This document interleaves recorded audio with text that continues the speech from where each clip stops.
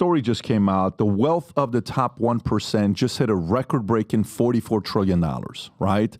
44.6. This is the all-time ever, Yeah. And you've read the story. You've seen it. It's not something that we're not seeing. If you pull it up, Rob, go all the way to the bottom. The most important thing to see is there, right there.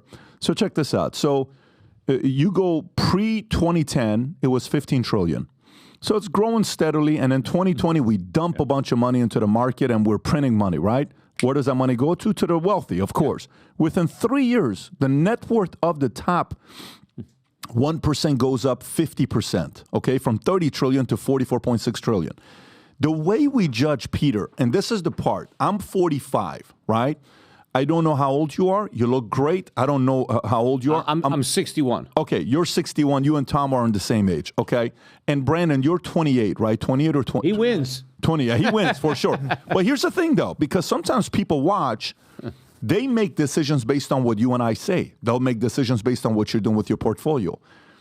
If you were to say the last 10 years, how much has your net worth increased based on your philosophy with the way you've been investing? Your net worth the last 10 years with your investments? Well, it's hard to say. I mean, my investment portfolio has gone up.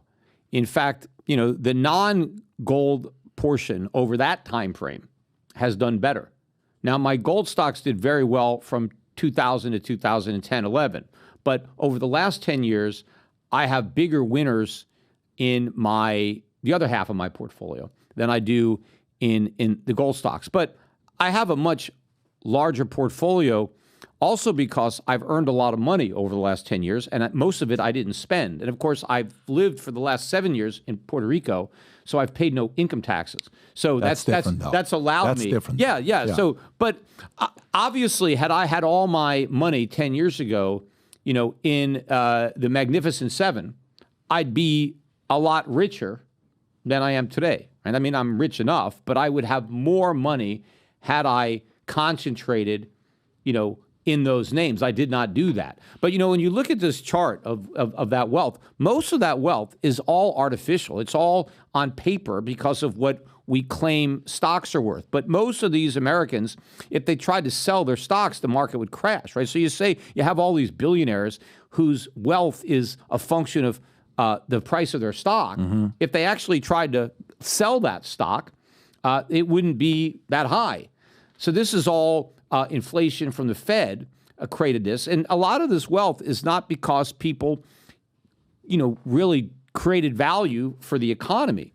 They're just benefiting from the price level, the inflated asset price level caused by the Fed. And a lot of this policy, this low interest rate policy, caused a lot of malinvestments and misallocations of resources that otherwise would have lifted the living standards and the wealth of the middle class and the poor.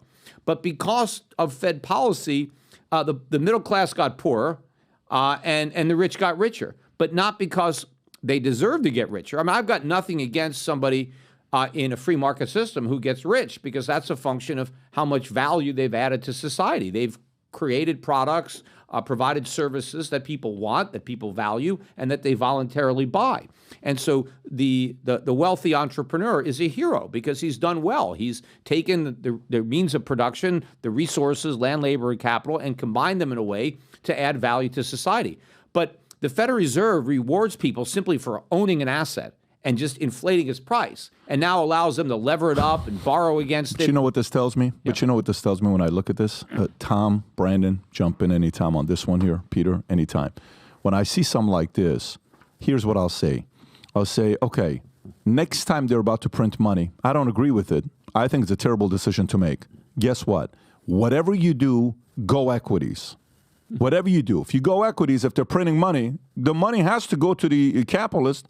The money is going to go to the guys who are producing, business. Unless the dollar finally cracks. And if the dollar starts to fall, you want to go equities, but you want to go international equities. You want to go commodities. You want to go equities that are, that own resources are in that space. What needs to happen for the dollar to crash, though? We keep talking about this for decades. Look, gold 52 years. Gold has already broken out. But remember, when we started this, you go back to 1971. Right.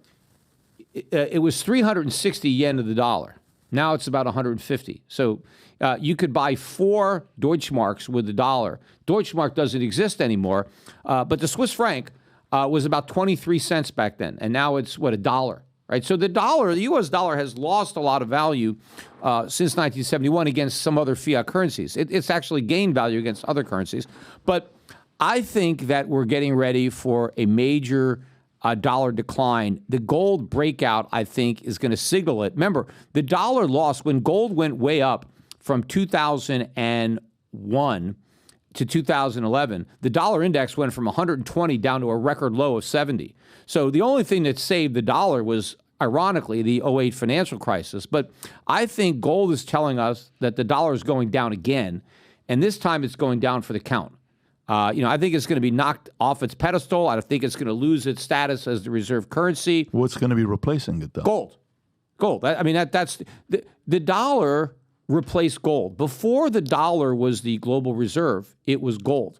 And when the dollar first became the reserve, it was because it was not only backed by gold, but redeemable in gold. Actually, the Federal Reserve note was an IOU for gold. The dollar was defined as a weight of gold. If you had 35 Federal Reserve notes, the government owed you an ounce of gold. Now, it used to be 20 until Roosevelt devalued, but we were on a gold standard. We went off the gold standard in 1971. And so I think what's going to happen is the world's now going to reject the dollar the way we rejected gold, and it's going to go back on the gold standard. And that's why all these central banks are buying gold, because they want to back their currencies with gold and not dollars.